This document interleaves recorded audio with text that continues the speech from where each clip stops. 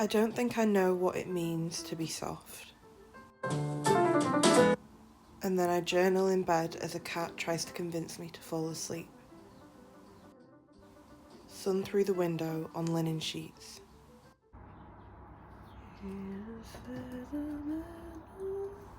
Labubus and Lafufus seem to be taking over the planet right now.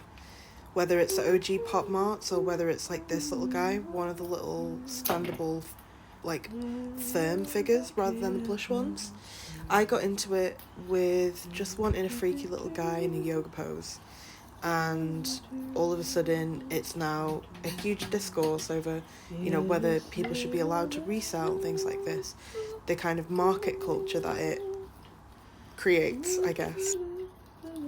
I think it's also more controversial because of the have and have nots that it brings up. This idea of capitalism, whilst also it being something that's quite childlike, something meant for kids. Is it fair that people are reselling at 60-70 quid? Or is it just a kind of nostalgia art piece? Is that itself a recession indicator, as some people have said? I think I've been reading into it in terms of this Y2K nostalgia, but then how that also touches on a more wounded side of like capitalism and also this vulnerability and exploitation of the creation, fast fashion, Lolita, Coquette, but then also just contemporary art in itself, things like pop art, Warhol, Damien Hirst, and then his influences in itself, like Jeff Koons and Francis Bacon. This kind of thing is not new. If you want to go into like the controversial natures of stuff, Anish Kapoor, we could go for hours on this.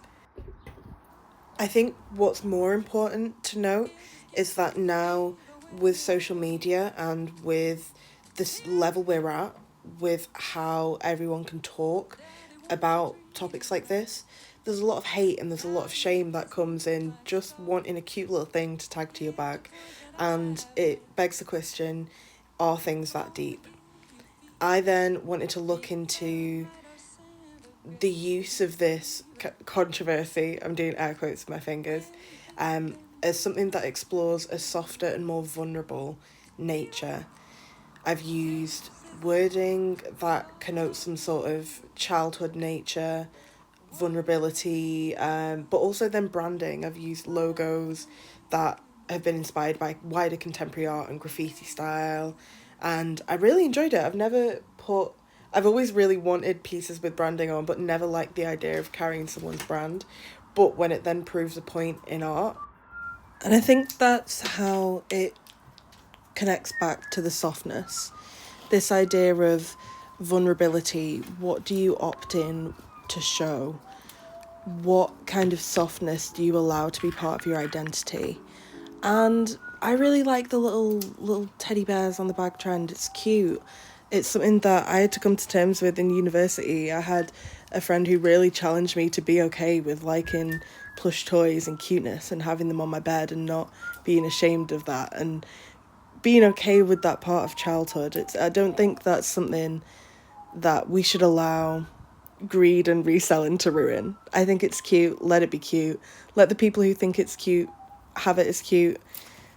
Let's not buy it up and sell it at our wedding and hike the price, eh? Kodonga na wine and a bubblan. Batty jar does a jump, this a troublean. Me and a man does a couple and a cuddle boom. Pan the body and me we bust it like a bubblan.